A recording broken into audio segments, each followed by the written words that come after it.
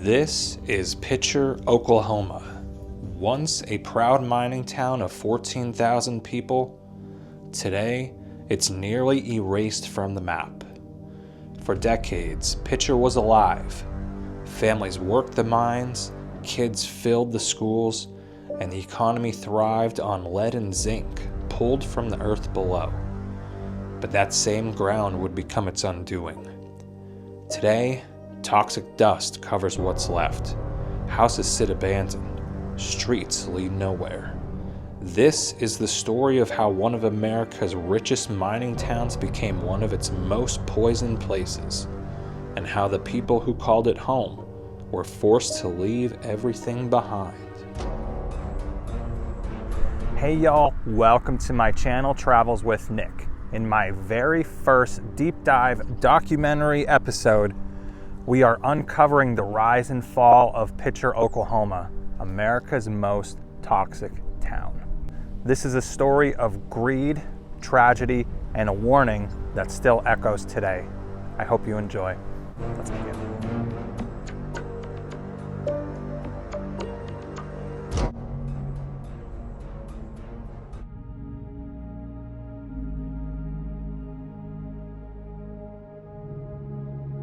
Picher was born in 1913, carved out of the red dirt of northeastern Oklahoma. The area sat on one of the richest deposits of lead and zinc in North America, minerals desperately needed for bullets, batteries, and industry during both world wars. Almost overnight, Picher became a boomtown. By the 1920s, more than 14,000 people lived here, and the mines ran day and night. The town grew fast, faster than most cities could handle. Schools, theaters, dance halls, even baseball teams formed around the mining companies. Beneath the surface, thousands of tunnels stretched for miles, some as deep as 300 feet, pulling millions of tons of ore from the ground. I know it's hard to imagine now, but this very street used to be so full of life. Once upon a time, shops lined this very street. I can imagine kids riding their bikes around, maybe even on this very sidewalk. And of course, you could always hear the humming of mining machinery, which would fill the air day and night. It's crazy to think this was once probably a store on Main Street. Now it's an empty plot of land. Picher's mines helped fuel the nation's growth. The lead and zinc from here built bullets for World War I and II. The miners were proud. They believed their work was vital, and it was. But no one realized that every ton of ore pulled from the ground was leaving behind something deadly.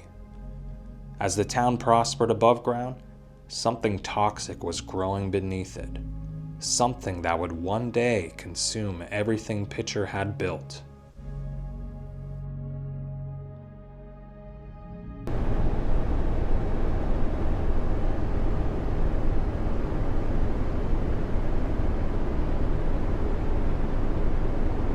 By the 1960s, the mines beneath Picher had tunneled so deep and so wide that the ground itself began to weaken. The same industry that made this town prosperous had hollowed it out, literally. Beneath the streets, beneath the homes, were hundreds of miles of abandoned mine shafts, some so unstable that the earth could collapse at any moment. And then there were the chat piles, mountains of mine waste. They looked almost beautiful, like white dunes rising above town, but they were filled with toxic metals, lead, zinc. Over 70 million tons of waste sat around Picher, slowly burning into the air, washing into the rivers, and settling into the soil. And you can see straight ahead, huge chat pile. And I would say for sure, barbed wire. All this water here, highly contaminated. It's crazy to think that kids back in the day would swim in here. Now this is almost about as close as we can get to one of the chat piles, but it's hard to imagine that at one time these chat piles were not considered dangerous. I mean, think about it. Kids in the neighborhood used to play in them, climb them just like they were sand. There was even town folk that used the soil from the chat piles to fill their driveways, and yet no one knew that they were really just spreading poison Couldn't everywhere. ask for a better place to grow up as a kid, as far as things to do and the fun, the wintertime, the chat piles, the sledding. You know, it was a great time. Everybody lived for the first big snow, so you go chat pile and sled down the chat piles. You know, it was wonderful. The chat piles and things of that nature was always a big draw for us when we were riding our motorcycles or different things. Hunting, fishing was always this seemed to be one of the preferred areas to do my hunting and fishing in. Their parents were not aware of just how dangerous those chat piles were, or how much the surface and groundwaters were becoming contaminated. In the 1970s, underground mines started collapsing. In 1979, old mines filled with water and acid mine drainage began seeping from the ground. What kind of metals are we talking about here? Lead, cadmium, zinc, manganese are metals that we're concerned about. In 1980, the federal government finally stepped in. The Tar Creek area, which included Picher, was declared one of the first Superfund sites in America, a designation for the most polluted places in the country. The Environmental Protection Agency began investigating, but for many residents, it was already too late. Lead levels in the soil and water were off the charts. Tests revealed that children in Picher had some of the highest blood levels in the nation, linked to brain damage, developmental delays, and lifelong health problems. Do you know at one point about 63% of the kids in Picher had lead detected in their blood? I mean, that's mind-blowing.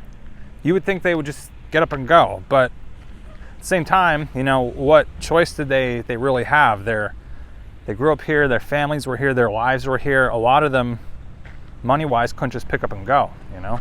But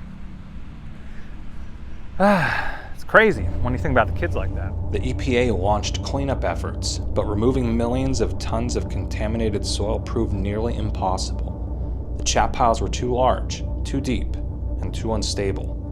By the 1990s, studies showed parts of Picher were physically unsafe to live on, not just from contamination, but from the risk of the ground collapsing. It was a ticking time bomb. The air, the soil, even the water, everything here had turned against the people who once depended on it. Every single decision that was made here, every tunnel that was dug, every chat pile that was left behind, was all made for progress. Yet, if you think about it, progress never really came. It just ended in catastrophe. It's really what it came down to. By the early 2000s, Picher was no longer just a struggling town. It was a living health hazard. But for the people still here, the biggest tragedy wasn't the contamination. It was what it did to the families.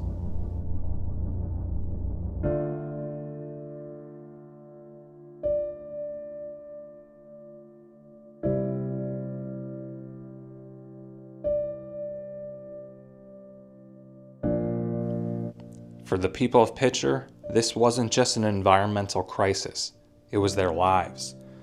Generations had been raised here. Families built their homes, sent their kids to school, and went to church every Sunday, unaware that the very ground beneath them was poisoning their future. When the EPA tested local children, the results were devastating. Many had lead levels high enough to cause permanent brain damage. Some kids struggled to concentrate in school.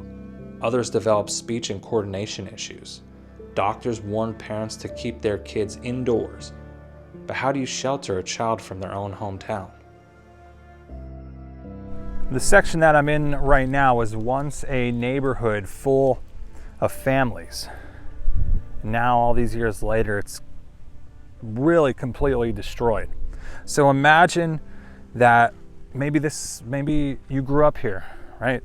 You're a little kid and now you're a teenager, and this is the home you grew up in, this is what you know, and you're told and forced that you have to go. Or even if you're a parent, you worked your whole life to have a house and you gotta go. Very sad. Look, you can even still see the faint outlines of the parking lot that was here.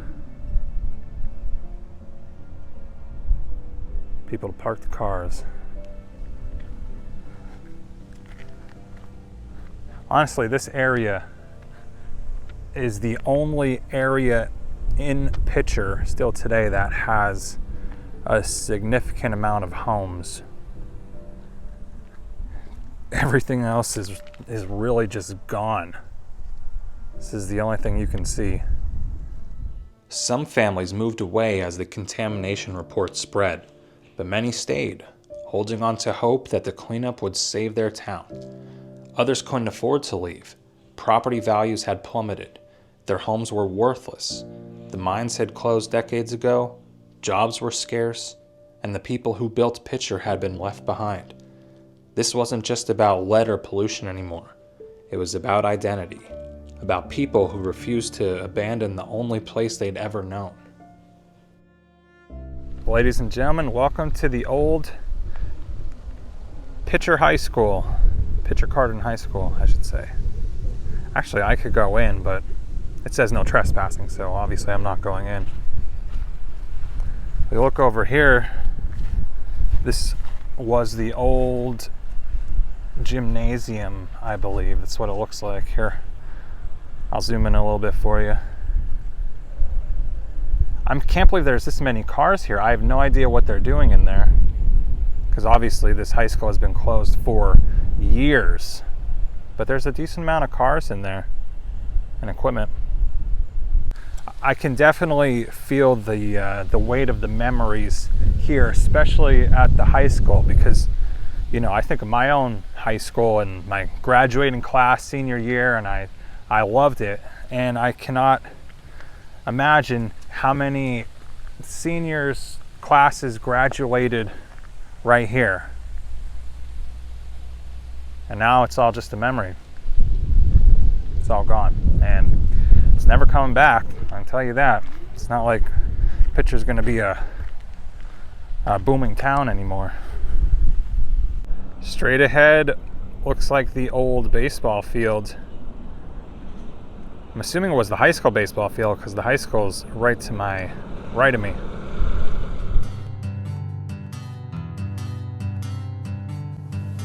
Well, we're the end of the line, I guess.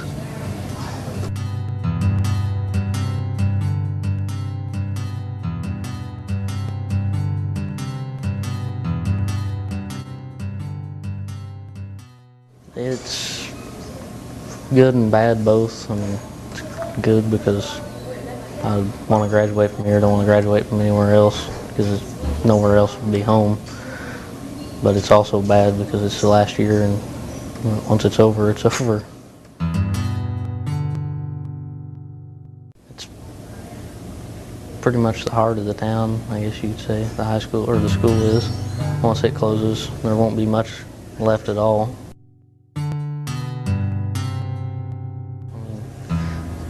You drive through town and look, and everywhere you look, there's memories of something. I mean, parades or football games, track meets, just whatever. There's memories everywhere, and to see empty lots and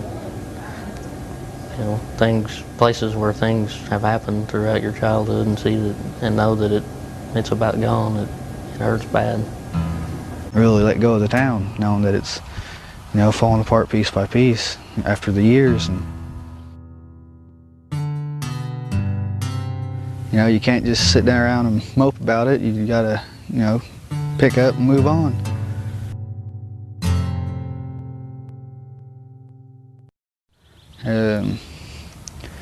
What I plan on doing is just going going to college and try to get more education and just start a life as a businessman, I guess.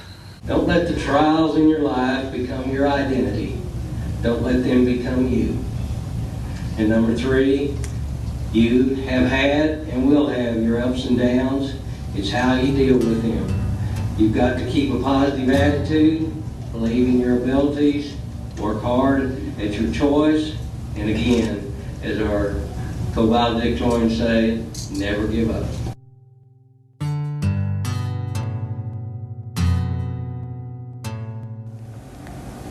It's home.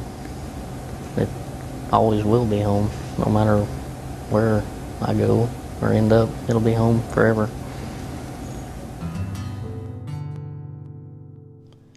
By the mid-2000s, the government began offering buyouts, paying residents to leave and never come back.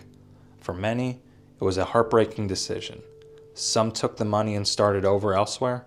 Others refused to leave, not for any price.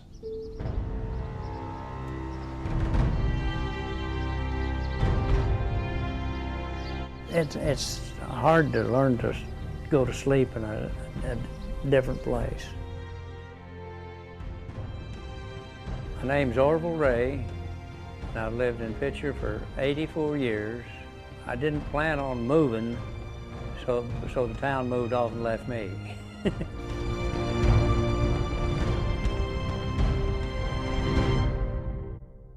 You wouldn't believe the way Picher was years ago.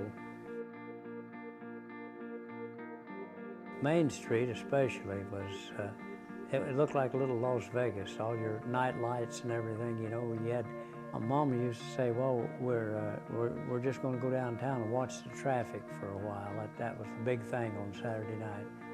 You didn't have to worry about locking your door or anything. Your neighbors watched your place, took care of everything while you was gone. We had some pretty good ball players around here, the guys that went to the majors.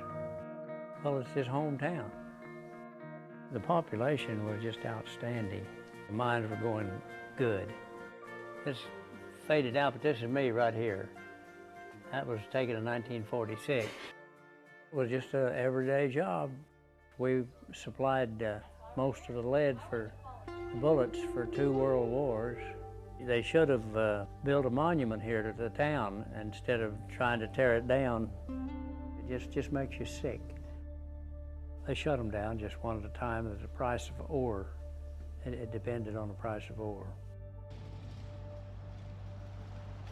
Just about everybody's gone now. Less than 50, I'd say. They just keep drifting out.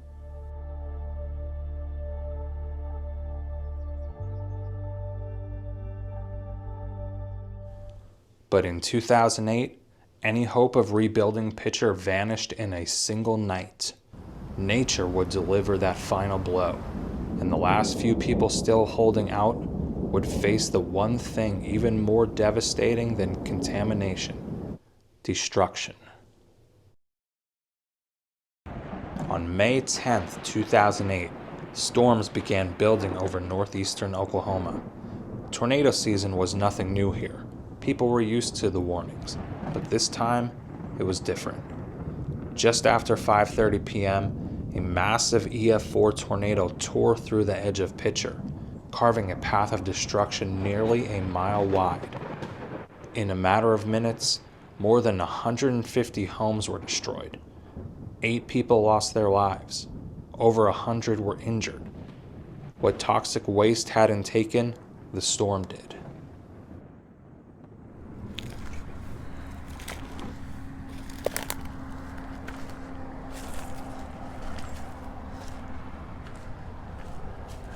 This used to be a street.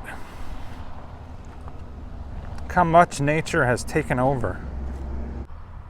This used to be somebody's home. Actually, there was a whole neighborhood back here, but I don't want to go too far in there. But look at that. I think this is 100% tornado damage, big time tornado damage area.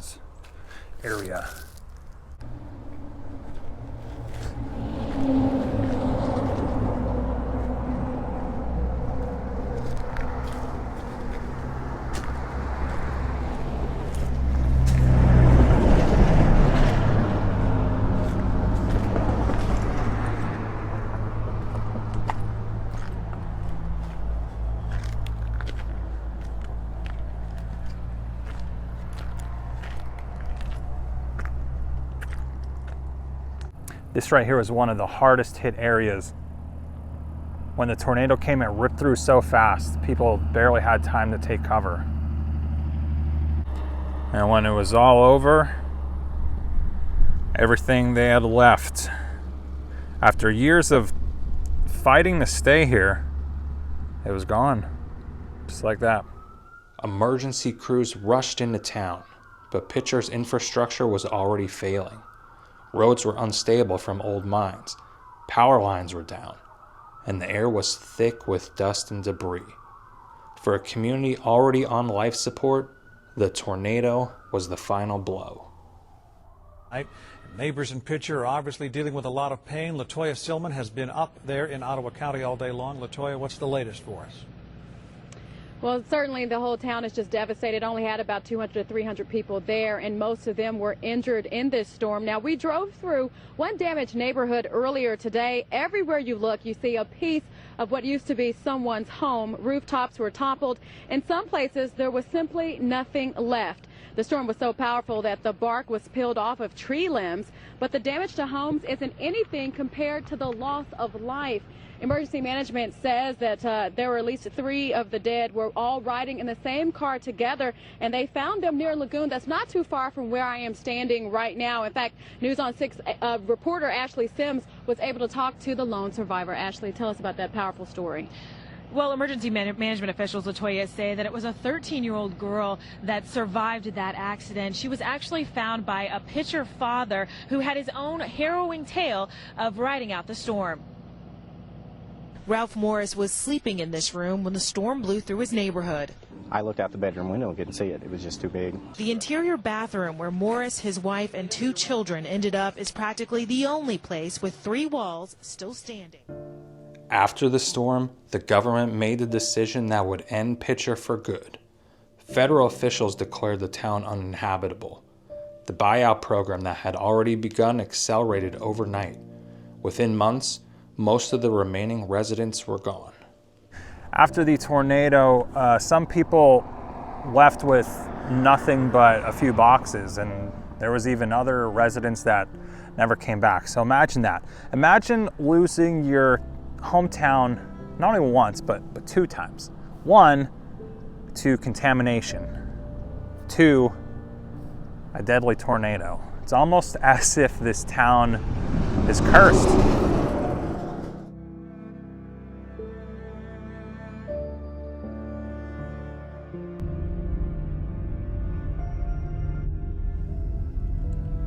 By 2009, Picher's post office had closed. The school shut down. Street signs were removed, and the town's charter was officially dissolved. Just like that, a century of life vanished, buried beneath the dust, debris, and memories. But even after everyone left, Picher didn't disappear completely. What's left behind today is something both haunting and unforgettable.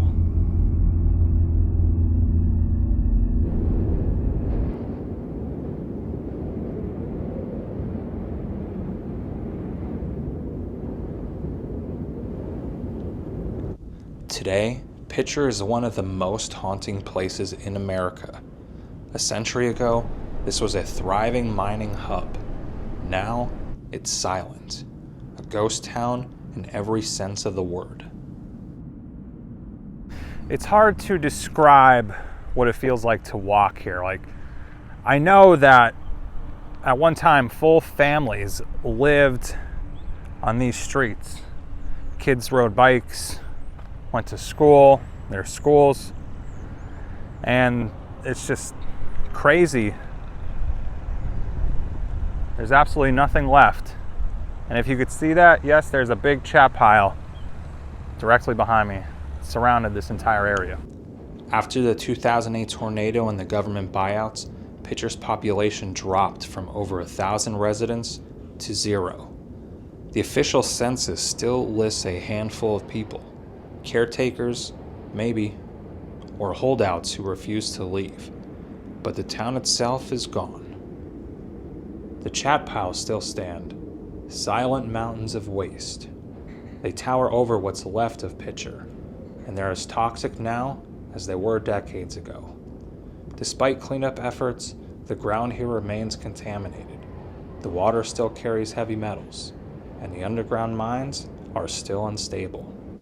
I'm not even joking, and I noticed this. Even standing here today, it's pretty windy, and I can like taste the if you want to call it the chat piles, like the toxins on my tongue. I don't want to be here much longer, but there's so many warnings that even still today, the soil and the pollution in the air can still be toxic, and really, that's why no one lives here anymore, right?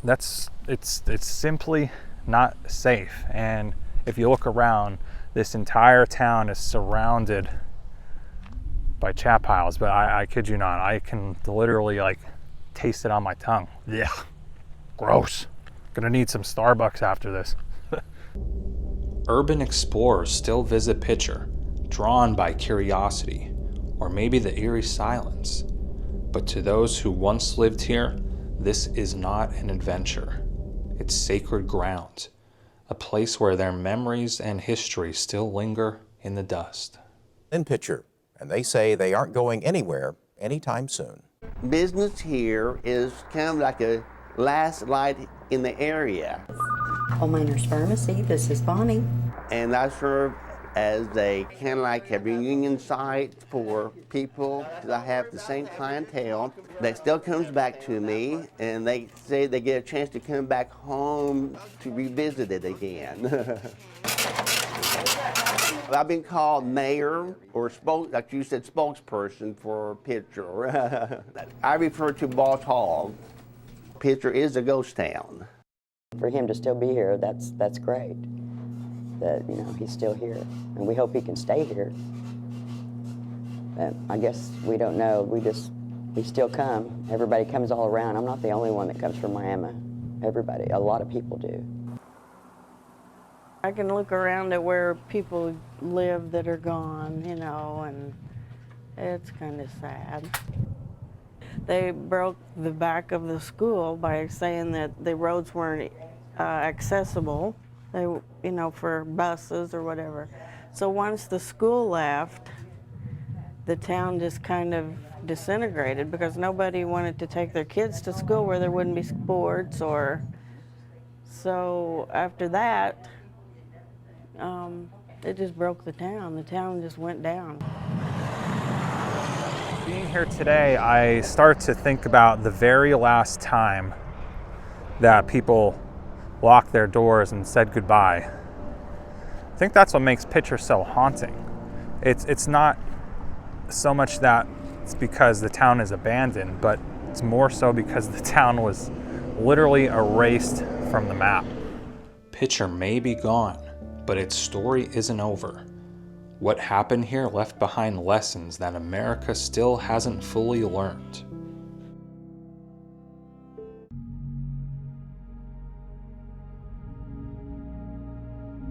When you look at what's left of Picher, it's easy to see only a loss. But this town's story carries a message, one that echoes far beyond these empty streets. Picher was built on the promise of prosperity, but that prosperity came with a hidden cost, one buried deep beneath the surface. Decades of unchecked mining, ignored warnings, and environmental neglect turned success into catastrophe.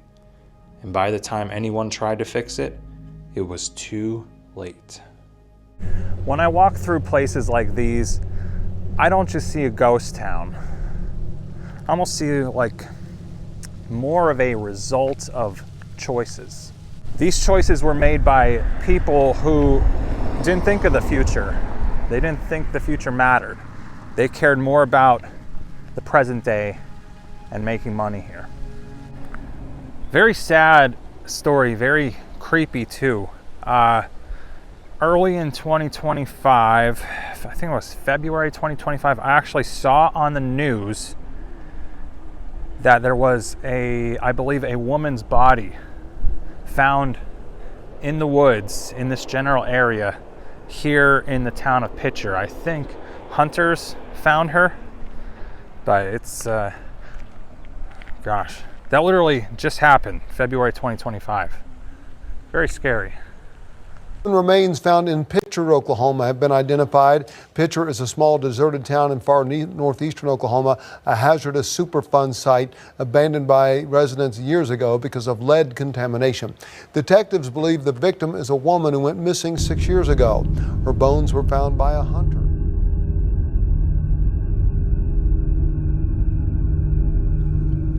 Picher today stands as a warning, a reminder of what happens when progress moves faster than responsibility.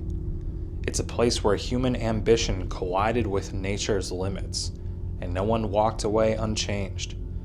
Even now, years after the town was erased from the map, the contamination lingers. The land may never fully recover, but its story will always stand as a symbol of what can happen when we forget to protect the places we call home.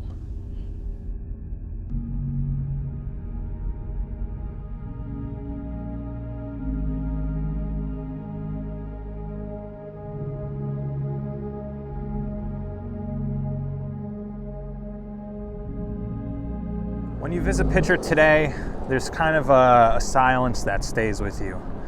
It's not just from the absence of people around, but kind of like a feeling almost that the town remembers being alive. Places like this remind us that history isn't always found in museums or monuments. Sometimes it's buried under the ground, waiting for someone to listen.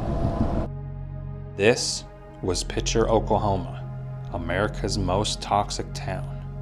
A community built on hope, destroyed by the very thing that made it thrive. Well, y'all, that's gonna wrap it up for my very first deep dive documentary on a very historic town, if I've ever seen one. I'm signing off here with my friend, the Picher Gorilla.